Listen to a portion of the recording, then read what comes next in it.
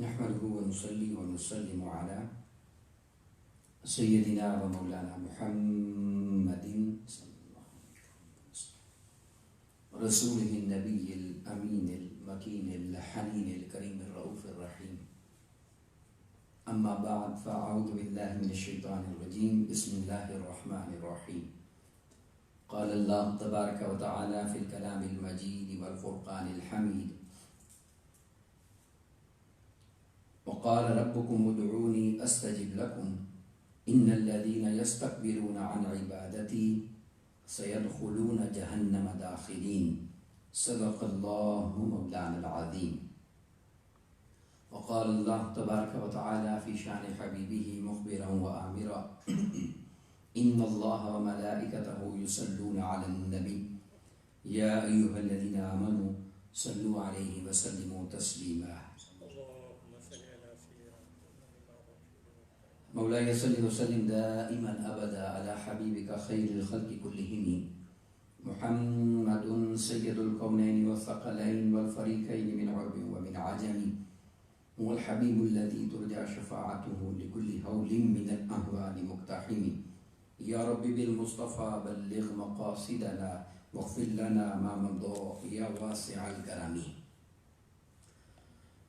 اللہ رب العزت خالق کائنات کی حمد و ثنا پیارے آقا کریم علیہ الصلوۃ والسلام کی بارگاہ میں عاجزانہ اور حقیرانہ ہدیہ درود و سلام کے بعد تمام احباب اور سامعین کو السلام علیکم ورحمۃ اللہ وبرکاتہ. الحمدللہ تعالی جتنا بھی شکر ادا کیا جائے رب کائنات کا کم ہے، جس کی توفیق اور احسان عظیم کے ساتھ جمعۃ المبارک کی ان بابرکت ساعتوں میں ایک مرتبہ پھر ہم سب جمع ہوئے. دعا ہے کہ اللہ رب العزت اپنی رحمت پاک کا صدقہ ہماری اس حاضری کو اپنی بارگاہ میں قبول و منظور فرمائے، اور اپنے کرم کے ساتھ اور اپنی عنایت کے ساتھ اور اپنی مہربانی کے ساتھ ہم سب کو اپنے دین کی کامل سمجھ عطا فرمائے، اور ہم سب کو دین اسلام پر استقامت نصیب فرمائے، اور اپنی رحمت اور اپنے کرم کے ساتھ انسانیت جو اس وقت مشکل اور پریشانی اور تکلیف میں ہے، اس کرونا وائرس کی تکلیف سے اللہ رب العزت انسانیت کو جلد خلاصی عطا فرمائے. میں نے آپ کے سامنے سورہ المؤمن کی آیت مبارکہ نمبر 60 تلاوت کرنے کی سعادت حاصل کی ہے، اور آج کی اس نشست میں پچھلی جمعہ المبارک کی گفتگو کو آگے بڑھانا چاہتا ہوں، جس کا ہم نے آغاز کیا تھا، اور وہ دعا کے باب میں تھی کہ ہم نے مضمون دعا کے حوالے سے شروع کیا تھا. آج جس پر اینگل کو ہم لینا چاہ رہے ہیں وہ دعا کے آداب کے حوالے سے ہے. چونکہ یہ بہت تفصیل طلب مضمون ہے، انشاءاللہ اگلی نشست میں جمعہ مبارک میں اس کا آخری اینگل دعا کے حوالے سے بیان کروں گا. اس آیت کریمہ میں اللہ رب العزت نے ارشاد فرمایا کہ وقال ربکم ادعونی استجب لکم، اور تمہارے رب نے یہ فرمایا ہے کہ تم لوگ مجھ سے دعا کیا کرو، میں ضرور تمہاری دعا کو قبول کروں گا. ان الذین یستکبرون عن عبادتی، اور بے شک جو لوگ میری بندگی سے سرکشی کرتے ہیں یعنی انکار کرتے ہیں، تو فرمایا کہ سیدخلون جہنم داخلین، ان قریب ان کو دوزخ میں ذلیل ہو کر داخل کر دیا جائے گا. یعنی وہ ان قریب ذلیل ہو کر دوزخ میں داخل ہوں گے، صرف دوزخ میں بھی نہیں، یعنی ذلیل کر کے ان کو داخل کیا جائے گا. اس آیت کریمہ کے اندر اللہ رب العزت نے پہلے تو اپنی بارگاہ میں دعا مانگنے کا حکم فرمایا، اور پھر فرمایا دعا کے ساتھ کہ ان الذین یستکبرون عن عبادتی، جو تکبر کرتے ہیں، غرور کرتے ہیں اور انکار کرتے ہیں، سرکشی کرتے ہیں میری عبادت سے. تو گویا اللہ رب العزت نے دعا کو خود عبادت بیان فرمایا. یہ وہی حدیث مبارکہ ہے جو آقا علیہ السلام نے فرمایا کہ دعا عبادت کا مغز ہے، یعنی عبادت کا کمال دعا ہے. اس کو یہاں بیان فرمایا کہ جو میری عبادت یعنی دعا کا انکار کرتا ہے اور مجھ سے مانگنے سے انکار کرتا ہے یا سرکشی اختیار کرتا ہے یا دعا کا قائل نہیں ہوتا، تو فرمایا اس کو ذلیل کر کے دوزخ میں ڈالا جائے گا.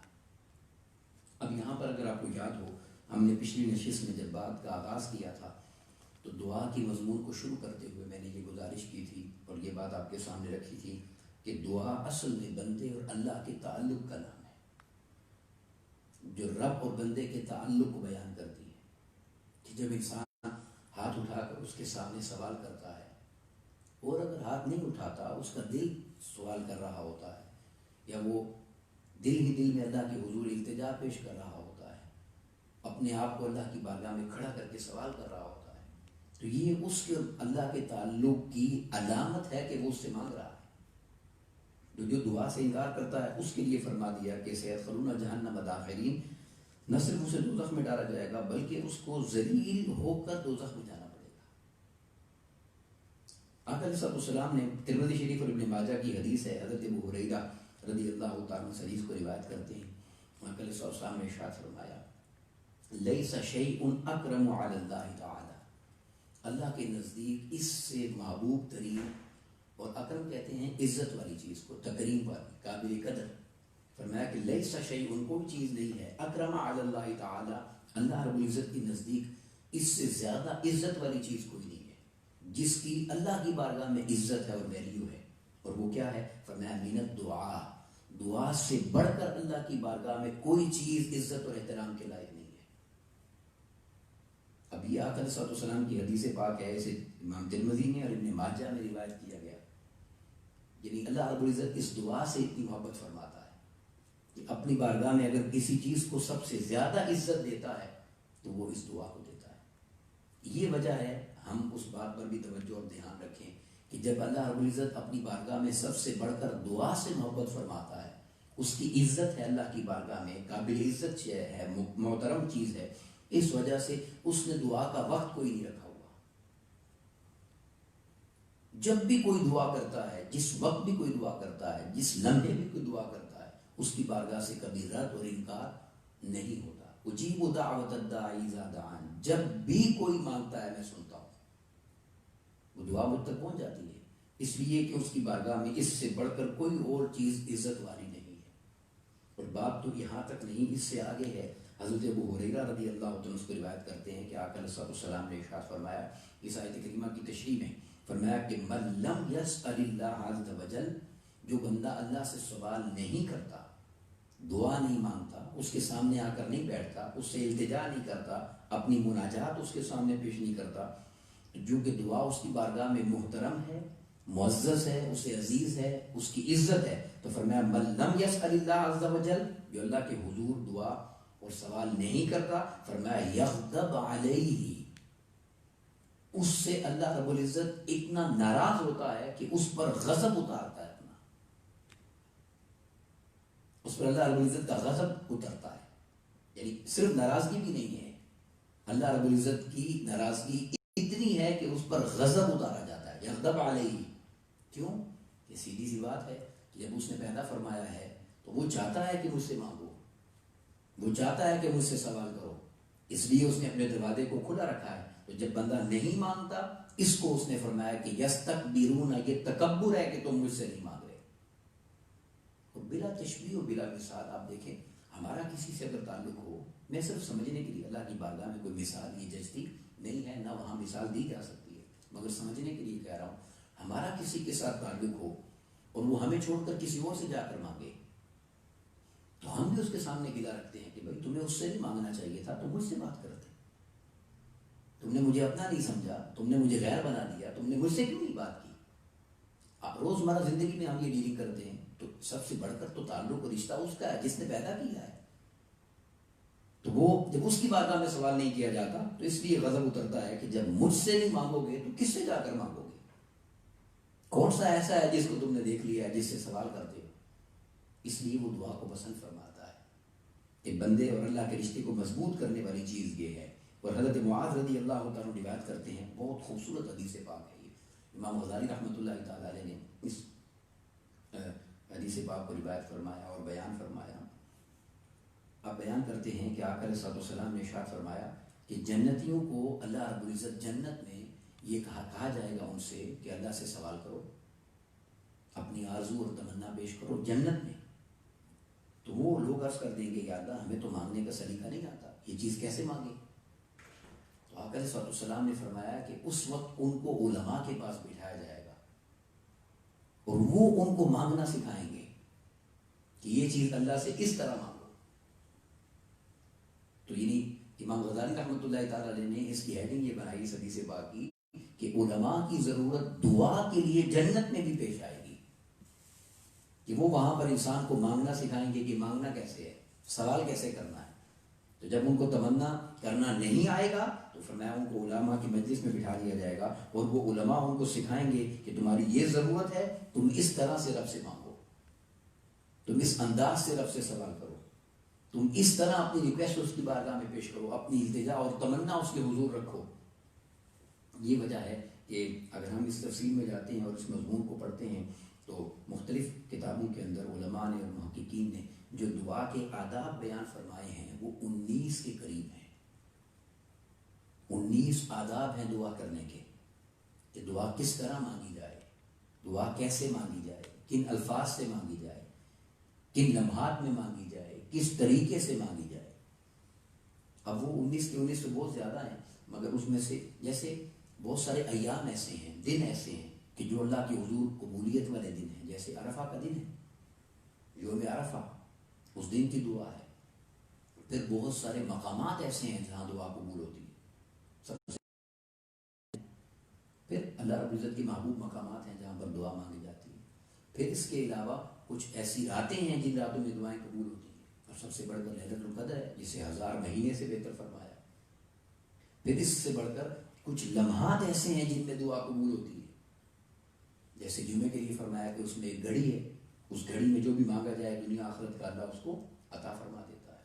اس طرح کچھ اوقات ہیں، کچھ لمحات ہیں، کچھ ایام ہیں، کچھ راتیں ہیں، کچھ مقامات ہیں۔ اسی طرح کچھ محبوب ہستیاں بھی ہیں، کچھ محبوب بندے بھی ہیں جن کی نسبت سے، جن کے تبسل سے، جن کے تعلق سے مانگا جاتا ہے تو رد نہیں ہوتا، اور ان کو مستجاب الدعوات کہا جاتا ہے کہ ان کی دعائیں اللہ کی بارگاہ میں محبوب اور مقبول ہوتی ہیں۔ تو یہ بہت ساری چیزیں ایسی ہیں، مگر دو چیزیں بڑی سمجھنے والی ہیں، اور وہ یہ ہیں کہ دعا کی قبولیت کا راز جو ہے نا وہ یہ ہے کہ انسان ایک تو غافل دل سے دعا نہ کرے، یعنی زبان پر دعا ہے، دل میں اس کی طلب ہی نہیں ہے، بس رٹے رٹائے جملے ہیں جو چل رہے ہیں، ایسا نہیں۔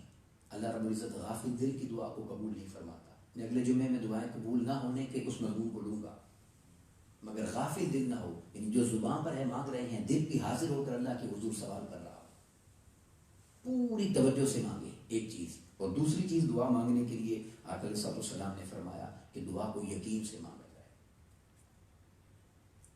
اللہ کی بارگاہ میں مانگ رہے ہیں تو یقین بھی ہو کہ وہ سنتا ہے، وہ عطا فرمائے گا، وہ دے گا، وہ نوازے گا۔ حضور مولا کائنات سیدنا مولا علی مرتضی علیہ السلام آپ ارشاد فرماتے ہیں، اے بندے دعا کو ہمیشہ یقین سے مانگ، ہمیشہ دعا یقین سے مانگ۔ اور جو آگے انہوں نے جملہ فرمایا جو ارشاد ہے آپ کا بڑا خوبصورت ہے، اس لیے دعا یقین سے مانگ فرمایا، اس لیے کہ ممکن اور ناممکن مخلوق کے لیے ہے، خالق کے لیے تو کچھ بھی ناممکن نہیں ہے۔ جب وہ ان اللہ علی کل شیء قدیر ہے، وہ ہر چیز پر قدرت رکھتا ہے، طاقت رکھتا ہے، وہ فعال لما یرید ہے، وہ جو چاہتا ہے وہ کرتا ہے، وہ کسی کا پابند نہیں ہے، کوئی چیز ایسی نہیں ہے جو اس کے دست سے قدرت میں نہ ہو۔ جب اس کے لیے کچھ بھی ناممکن نہیں ہے تو فرمایا اللہ کے حضور جب دعا کرتے ہو تو اللہ رب العزت کے لیے ہمیشہ اس کی بارگاہ میں دعا یقین کے ساتھ مانگو، یقین کے ساتھ اس کے حضور دعا کو پیش کرو۔ ایک یقین ہو کہ وہ سنتا ہے، وہ عطا فرماتا ہے، اور دوسری چیز کیا فرمایا کہ دل غافل نہ ہو، پوری توجہ کے ساتھ، پوری خلوص کے ساتھ، محبت کے ساتھ، عاجزی کے ساتھ اس کی حضور دعا کی جائے۔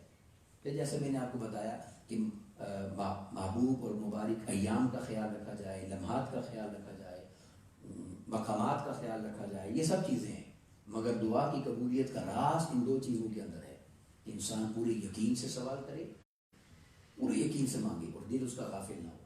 اور امام غزالی رحمۃ اللہ تعالیٰ علیہ نے تو یہاں تک لکھا ہے کہ شیطان سے بڑھ کر کون دشمن ہے اللہ کا، شیطان سے بڑھ کر کون دشمن ہے اللہ کا، تو اللہ نے تو اس کی دعا بھی قبول کر دی تھی۔ جب اس نے اللہ سے کہا کہ مجھے قیامت کے دن تک مہلت دے دے، تو اللہ تبارک و تعالیٰ نے نہیں فرمایا تو میرا دشمن ہے، تو باغی ہے، تو ذلیل ہے، تو میں تیری دعا نہیں سنتا۔ اللہ رب العزت نے اس کی دعا کو بھی قبول فرمایا۔ تو امام غزالی رحمۃ اللہ تعالیٰ علیہ فرماتے ہیں، یہ آپ اکثر سننے میں ملتا ہے، ہم گناہگار ہیں جی، ہماری دعا کہاں قبول ہوتی ہے، ہاں جی آپ نیک ہیں آپ دعا مانگیں۔ یہ نیک اور گناہگاری کی بات نہیں ہے، وہ ہر کسی کی دعا کو سنتا ہے اور قبول فرماتا ہے. اور دلیل میں نے آپ کو کہا، امام غزالی رحمۃ اللہ تعالیٰ نے فرمایا کہ شیطان سے بڑھ کر بدبخت اور نامراد کون ہے؟ جب اس کی دعا کو بھی اللہ نے رد نہیں فرمایا تو وہ ہماری دعا کو بھی رد نہیں فرمائے گا، مگر اس بات کا یقین ہو اور یقین سے مانگا جائے. اور جب انسان یقین سے مانگتا ہے تو اللہ رب العزت اس کو اس کے یقین کا صدقہ عطا کرتا ہے، اس کو اس کے یقین کے صدقے نواز دیتا ہے. ایک حکایت بیان کی جاتی ہے کہ کچھ کسی علاقے میں بارش نہیں ہو رہی تھی اور بارش کے لیے دعا مانگنے کے لیے لوگوں نے نماز استسقاء کا اور دعا استسقاء کا اہتمام کیا کہ اکٹھے ہو کر اللہ کے حضور دعا کریں گے. تو انہوں نے اپنے علاقے کے اندر لوگوں کو بتایا، اس بات کو پھیلایا کہ فلاں دن فلاں وقت میں فلاں مقام پر اکٹھے ہو کر اللہ کے حضور دعا کریں گے کہ اللہ رب العزت بارش عطا فرما دے. تو جب بارش کے لیے لوگ جا رہے تھے تو ان سارے لوگوں کے اندر ایک چھوٹا بچہ تھا جس کی عمر بہت چھوٹی تھی، 7 8 9 سال عمر کا بچہ تھا، اور وہ چھتری لے کر جا رہا تھا، امبریلا اس نے پکڑی ہوئی تھی. تو لوگ اس کو طنز کرنے لگے اور تانے دینے لگے، یار ہم تو بارش مانگنے کے لیے تڑپ رہے ہیں اور دعائیں مانگ رہے ہیں اور جا رہے ہیں سوال کرنے کے لیے، اور تو پہلے ہی چھتری لے کر ساتھ چل پڑا ہے. تو اس بچے نے جواب یہ دیا کہ جب میں مانگوں گا تو کیسے ممکن ہے کہ وہ عطا نہ کرے؟ جب میں نے سوال کرنا ہے تو وہ کیوں نہیں دے گا؟ تو پھر جو میں نے بارش میں بھیگنا ہے تو چھتری ساتھ لے کر جا رہا ہوں کہ نہ بھیگوں. تو یہ وہ یقین ہے جس یقین کے صدقے اللہ عطا کرتا ہے. یعنی دل بھی غافل نہ ہو، پورے دل کے ساتھ توجہ کے ساتھ جو زبان پر کلمات ہیں دل بھی وہی مانگ رہا ہو، اللہ کے حضور کھڑے ہو کر پورے یقین سے جب سوال کرتا ہے انسان تو رب کائنات اس کو عطا فرما دیتا ہے. حضرت داؤد علیہ السلام کا زمانہ تھا اور اس زمانے میں قحط پڑ گیا. تو قحط پڑ گیا اور لوگ بارش کے لیے دعا کرنا چاہتے تھے. تو جیسے میں نے پہلے بھی آپ کو حدیث سے بات بتائی کہ دعا مانگنے کے لیے بھی سلیقہ ہونا چاہیے اور الفاظ ہونے چاہیے کہ کس طرح رب سے التجا کرنی ہے. تو اس وقت کے لوگوں میں سے 3 علماء کو چنا گیا اور ان 3 علماء سے کہا گیا کہ آپ دعا مانگیے اللہ کے حضور. اب وہ 3 علماء اللہ کے حضور دعا کے لیے بیٹھ گئے. اب جو جملے ان کی زبان پر آئے اور جس طرح انہوں نے مانگا وہ جملے سننے والے.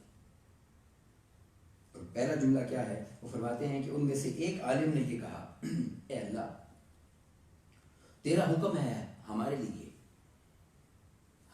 تو نے خود ہمیں حکم دیا ہوا ہے، اور وہ حکم یہ دیا ہوا ہے کہ جب تم پر کوئی ظلم کرے تم اس کو معاف کر دینا. جو زیادتی کی ہے اس کو اللہ کی رضا کے لیے انسان بدلہ لینا آپ کا حق ہے، مگر معاف کر دینا افضل ہے، اس کی فضیلت ہے. تو یا اللہ تو نے ہمیں حکم دیا ہوا ہے کہ جب کوئی ظلم کر لے تو تم اسے معاف کر دو. اب یہ چونکہ اللہ کا فرمان ہے، اب وہ عالم تھا نا اور دین علم رکھنے والا شخص تھا، اس نے یہ جملہ کہہ کے اگلی بات کیا کہی؟ اس نے کہا یا اللہ ہم بھی گناہگار ہیں، ہم نے جانوں پر ظلم کر لیا ہے،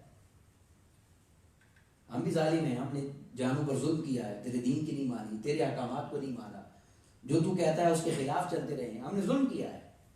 تو ہمیں حکم دیتا ہے کہ ظالموں کو معاف کر دے، تو ہم ظالم ہیں، تیرے حضور آ گئے ہیں، تو بھی ہمیں معاف کر دے. اس پہلے بندے نے یہ دعا مانگی عالم نے، تو اس کا جملہ یہ اس کی زبان سے نکلا. اور دوسرے کے لیے یہ کہا، اس نے فرمایا کہ اس نے اللہ کے حضور جب دعا مانگی تو اس نے یہ کہا، اے اللہ تو نے ہمیں حکم دیا ہوا ہے، ہمیں تو نے حکم دیا ہوا ہے کہ ہم غلاموں کو آزاد کریں، غلاموں کو آزاد کریں. ہم تیرے بندے ہیں، تو نے ہمیں پیدا فرمایا ہے، تو ہمارا خالق ہے، ہم تیرے بندے ہیں اور ہم اس تکلیف میں گرفتار ہو گئے ہیں. یہ بارش نہیں ہو رہی نا، مشکل میں ہے، پریشانی میں، تو بارش برسا کر ہمیں اس تکلیف سے آزاد کر دے. یعنی تو نے ہمیں بھی یہ حکم دیا ہے کہ تم لوگوں کو آزاد کرو، ہم تجھ سے یہی سوال کرتے ہیں کہ تو آج ہمیں آزاد کر دے. تو دوسرے نے یہ بات اللہ رب العزت کے حضور دعا کے لیے پیش کر دی. اور تیسرے کے لیے فرمایا کہ تیسرے نے یہ کہا، اے اللہ تو نے ہمیں حکم یہ دیا ہے کہ جب کوئی تم سے سوال کرتا ہے، جب کوئی تم سے مانگتا ہے تو تم اس کی ضرورت کو پورا کیا کرو. یعنی دروازے پہ آنے والے کو خالی مت موڑا کرو، جیسے آقا علیہ السلام کو بھی فرمایا وَأَمَّا السَّائِلَ فَلَا تَنْهَرْ، کسی سوال کرنے والے کو کبھی رد مت کریں، جھڑکیں نہیں، اس کو کو نواز دیں ہمیشہ.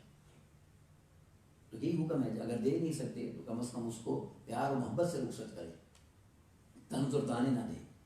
تو اے اللہ تیرا حکم یہ ہے کہ جب کوئی سوال کرنے کے لیے آئے تو دروازے سے خالی نہ پھیر. ہم بھی تیرے دروازے پر آئے بیٹھے ہیں، تو بھی ہمیں اپنے دروازے سے خالی نہ پھیر. تو بھی ہمیں اپنے دروازے سے خالی نہ پھیر. فرماتے ہیں کہ یہ 3 جملے ان علماء نے 3 یعنی جملوں کے اندر اللہ کی حضور جب اپنی التجا پیش کر دی اور سوال کیا تو اللہ تبارک و تعالیٰ نے ان کو خالی نہیں موڑا، ان کی دعا کو قبول فرما لیا اور بارش برسنے لگ گئی.